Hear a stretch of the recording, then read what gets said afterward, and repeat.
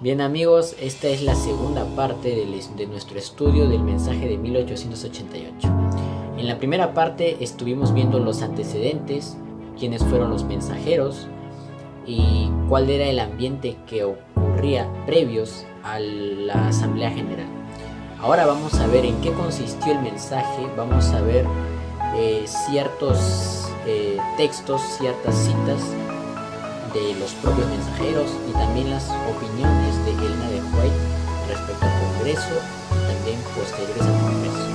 Es muy importante estudiar este mensaje, nuevamente lo repito, así que vamos a comenzar el video en 3, 2, 1...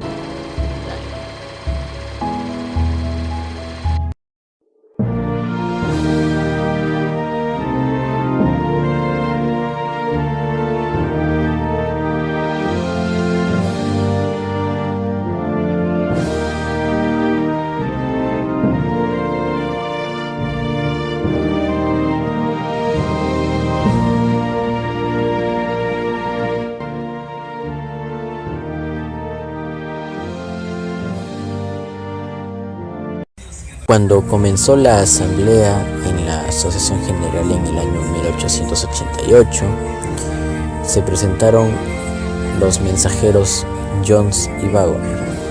Su mensaje no fue bien visto por la mayoría de líderes de la Iglesia Adventista. Muchos de ellos tenían prejuicios respecto a la ley en Gálatas y también respecto a los 10 cuernos de Daniel 7. Sin embargo, el centro del mensaje de 1888 fue Cristo y su justicia, pero hubo un gran descontento en las partes de los líderes, quienes no aceptaron las verdades referentes a la justificación por la fe, tal como lo presentaron Waggoner y Jones. No se registraron los sermones de Jones y Waggoner, debido a la ausencia de interés en su posición. Sin embargo, es importante saber que Elena G. de White sí estuvo de acuerdo con ellos en todo cuanto habían presentado. Respecto a lo que Waggoner se refirió a la asamblea, escribió posteriormente su libro Cristo y su justicia. Veamos lo que Waggoner presentó en sus escritos posteriores a la asamblea de 1888 en su libro Cristo y su justicia. Cristo debe ser elevado por todos los que creen en él como el Redentor crucificado, cuya gracia y gloria son suficientes para satisfacer la necesidad más grande del mundo. Significa que debiera ser elevado en su extraordinario encanto y poder como Dios con nosotros, de modo que su atractivo divino pueda así atraer a todos hacia él. Nuestra seguridad del perdón para todos nuestros pecados descansa en el hecho de que el mismo dador de la ley, aquel ante quien nos hemos rebelado y a quien hemos desafiado, es el que se dio a sí mismo por nosotros. En Cristo Dios se dio a sí mismo para nuestra redención, porque no se imaginen que el Padre y el Hijo estaban separados en esta transacción, eran uno en esto, así como en todo lo demás. ¡Qué maravillosa manifestación de amor! El inocente sufrió por el culpable, el justo por el injusto, el creador por la criatura, el hacedor de la ley por el transgresor de la ley, el rey por sus súbditos rebeldes. El amor infinito no podía encontrar una mayor manifestación de sí mismo. Bien puede decir el Señor, ¿qué más podría haberse hecho por mi viña que yo no haya hecho? Estos son algunas de las posiciones de Waggoner referentes a la justificación por la fe. Si desea conocer el mensaje total completo de Cristo y su justicia, le recomiendo leer el libro Cristo y su justicia de E.J. Waggoner, el mensajero de 1888. Waggoner y Jones sostenían que el Redentor va más allá de perdonar los pecados, sino también era nuestro sustituto y garante de salvación. Es nuestro capacitador para lograr la perfección de carácter tal como se expresan en las Escrituras. Waggoner declaraba además que Cristo, habiendo tomado nuestra naturaleza humana caída y con tendencia a pecar, mas Cristo jamás pecó, fue porque tenía que ser como nosotros en todo para poder salvarnos en todo conforme a nuestra carne, Esto es el mensaje del Evangelio eterno. Son buenas nuevas para todos. Es un mensaje bíblico.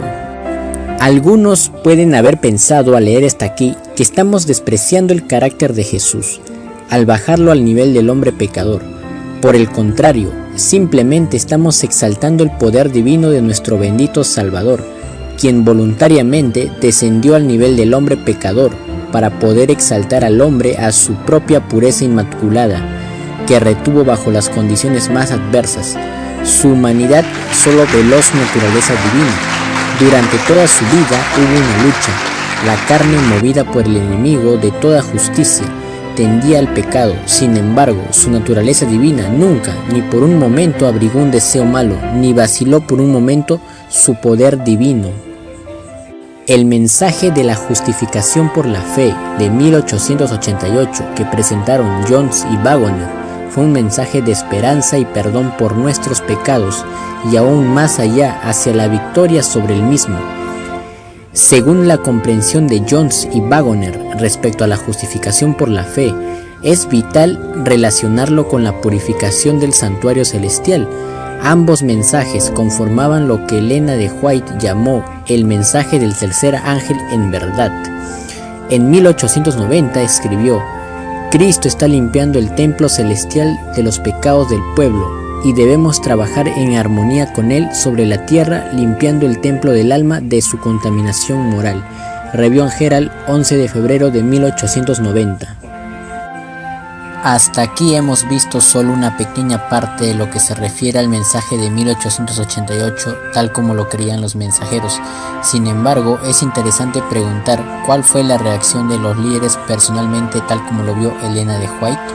La mensajera del Señor no tardó en dar su voto a favor del mensaje de Jones y Wagoner, aseverando que cada fibra de su corazón decía amén.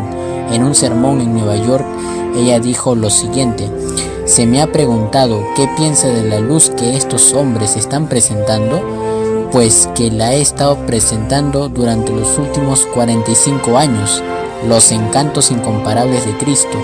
Esto es lo que he estado tratando de presentar delante de vuestras mentes. Cuando el hermano Wagoner presentó estas ideas en Minneapolis, fue la primera vez que escuché de labios humanos una enseñanza clara acerca de este tema, exceptuando las conversaciones entre mi esposo y yo. Manuscrito 5, 1889. El último jueves del Congreso, 1 de noviembre de 1888, ya que el Congreso terminó el domingo 4 de noviembre, ella dijo: el Dr. Wagoner nos ha hablado en forma directa. Hay luz preciosa en lo que él dijo. Veo la belleza de la verdad en la presentación de la justicia de Cristo en relación con la ley en la forma que el doctor la ha puesto delante de nosotros. Ustedes dicen, muchos de ustedes, es luz y verdad. Sin embargo, no la han presentado así antes. Lo que se ha presentado armoniza perfectamente con la luz que Dios ha visto bien darme durante todos los años de mi experiencia. Luego del Congreso de Minneapolis, Elena de White habló siempre muy bien del mensaje de Jones y Wagoner.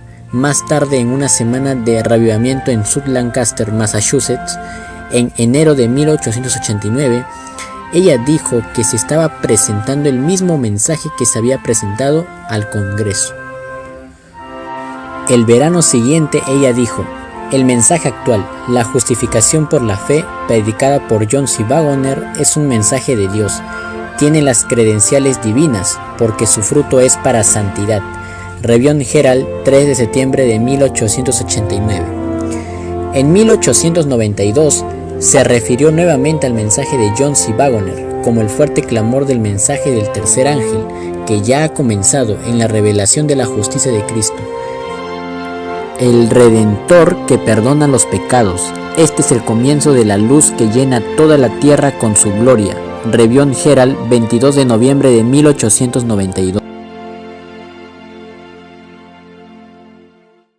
Elena G. de White le escribió una carta al pastor Olsen, presidente de la Asociación General, recordándole el mensaje de 1888. En su gran misericordia, el Señor envió un preciosísimo mensaje a su pueblo por medio de los pastores Wagoner y Jones. Este mensaje tenía que presentar en forma más destacada ante el mundo al sublime Salvador, el sacrificio por los pecados del mundo entero. presentaba la justificación por la fe en el garante, invitaba a la gente a recibir la justicia de Cristo.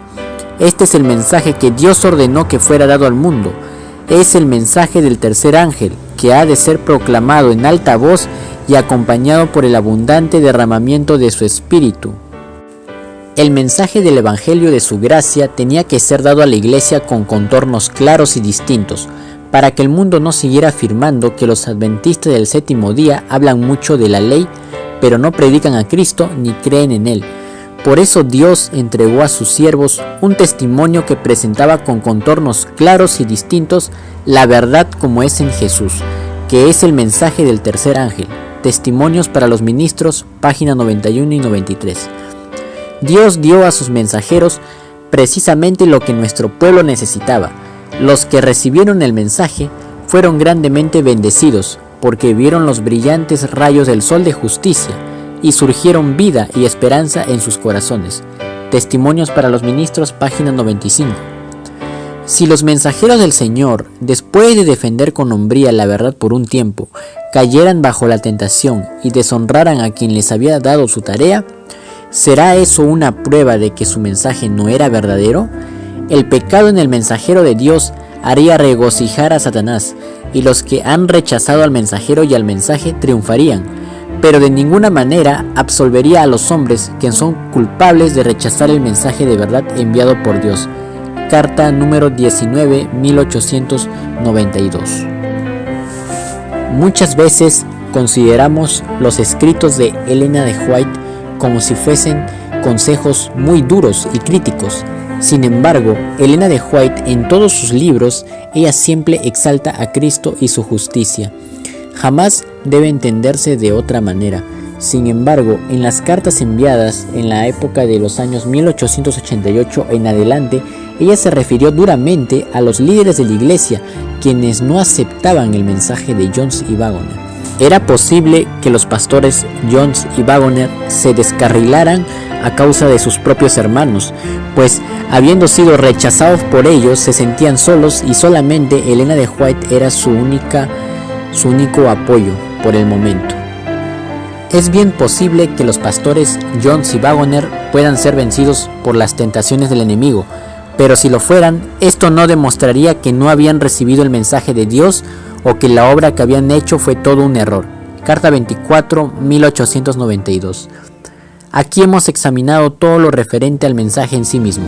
El tiempo es corto para poder explicar lo que exactamente ocurrió en Minneapolis.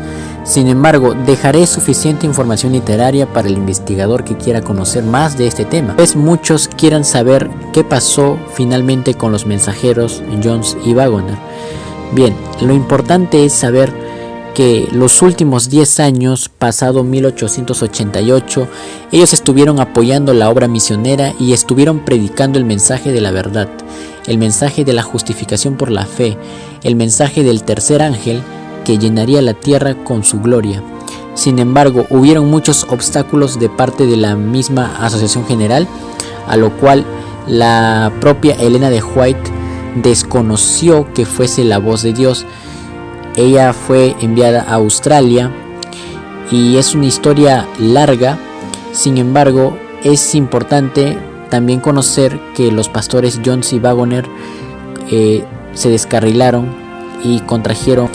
Sin embargo, el rechazo del mensaje de 1888 por parte de los líderes ocasionaron muchas situaciones difíciles, obstáculos, y Elena de White es muy clara en sus escritos posteriores.